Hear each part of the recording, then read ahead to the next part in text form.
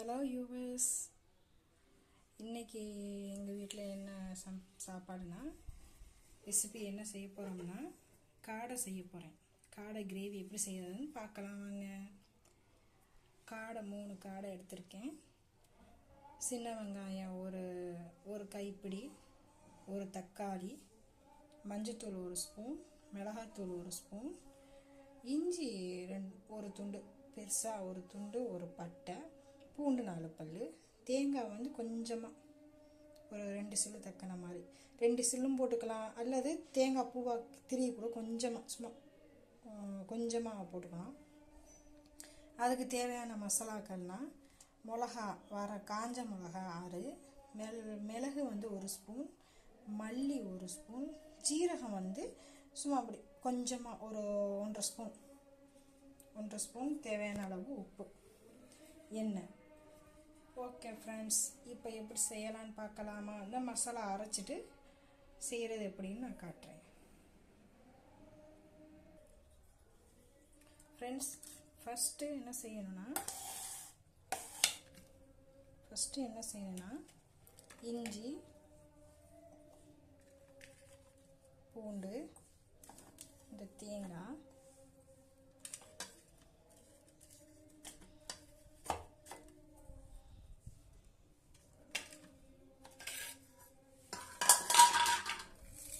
அடுத்து இந்த சொல்கிறதுக்கு விட்டுட்டேன், இந்த ஒரு பட்டை தாளிக்க மட்டும். இது அடுத்து இந்த மசாலா அத்தனையும் ஒன்றா போட்டு அரைச்சிடணும்.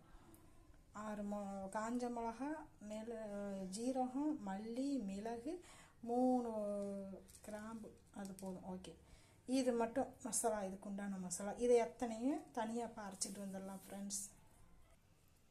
ஃப்ரெண்ட்ஸ் பாருங்கள், மசாலா அரைச்சிட்டு வந்தாச்சு. இதோட மசாலா இதுதான்.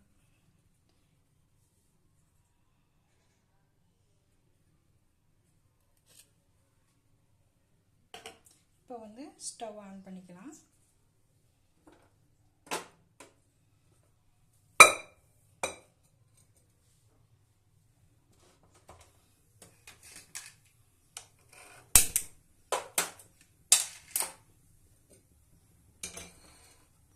ஸ்டவ் ஆன் பண்ணியாச்சு.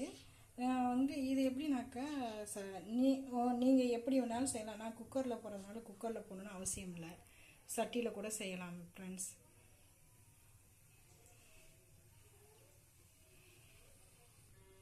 ஃப்ரெண்ட்ஸ் தேவையான அளவு எண்ணெய் ஊற்றிக்கிட்டாச்சு.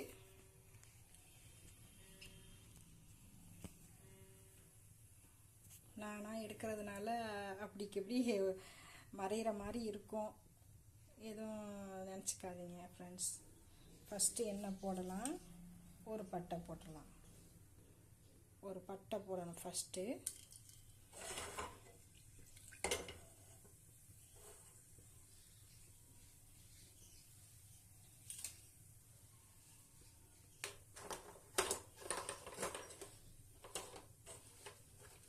அடுத்து வெங்காயம் போடணும், சின்ன வெங்காயம்.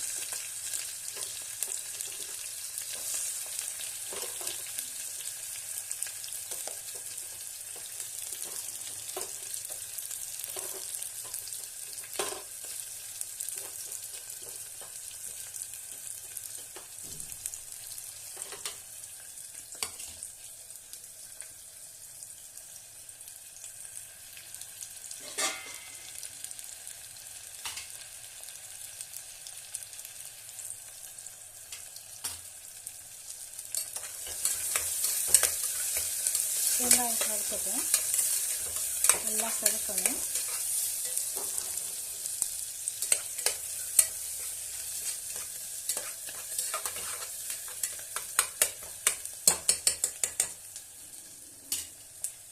இந்த காடை என்ன செஞ்சேன்னா, கடையிலேருந்து வாங்கிட்டு மஞ்சத்தூள் உப்பு போட்டு நல்லா கழுவிட்டேன். 2-3 தண்ணி வச்சு நல்லா கழுவிடணும். ஏன்னா அதில் உள்ள க்ளீன் பண்ணி அதில் உள்ளதெல்லாம் எடுத்துட்டு க்ளீன் பண்ணி தான் தருவாங்க, க்ளீன் பண்ணி எடுத்துக்கலாம். இது 3 காடைக்கு உண்டான மசாலா நான் சொல்லியிருக்கிறது. நீங்கள் உரப்புக்கு தகுந்த மாதிரி எவ்வளோ வேண்டாலும் வச்சுக்கலாம், உங்களுக்கு தகுந்த மாதிரி எவ்வளோ வேண்டாலும் உரப்பு வச்சுக்கலாம். ஆனால் உரப்பு கம்மியாக வச்சுருக்கேன்.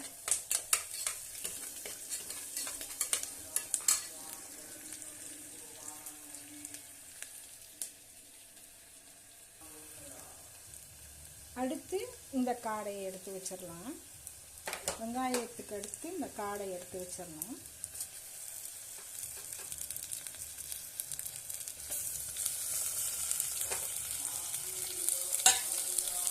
எடுத்துட்டு அடுத்தது தக்காளி போடணும்.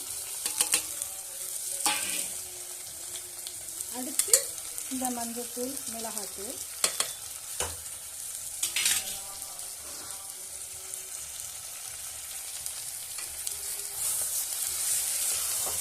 நம்ம ரெண்டு கிண்டிக்கலாம். இது தேவையான உப்பு போட்டுக்கலாம்.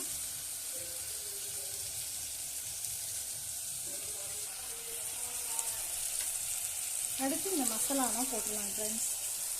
நம்ம அரைச்சி வச்சுருக்கோம் பார்த்தீங்களா, இந்த மசாலாலாம் போட்டுடலாம்.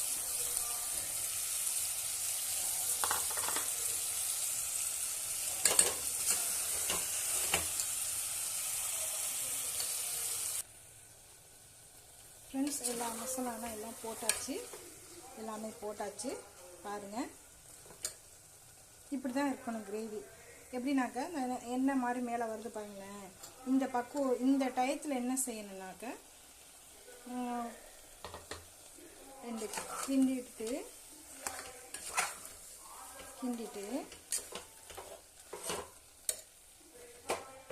நம்ம இப்போ தண்ணி ஊற்றி ஒரே ஒரு விசில் வச்சாவே ஓகே, போதுமானது. இந்த அளவு தண்ணி போடும் வச்சுட்டு ஒரு விசில் வச்சா போதும். பாருங்க, இந்த பக்குவத்துக்கு இருக்கும்.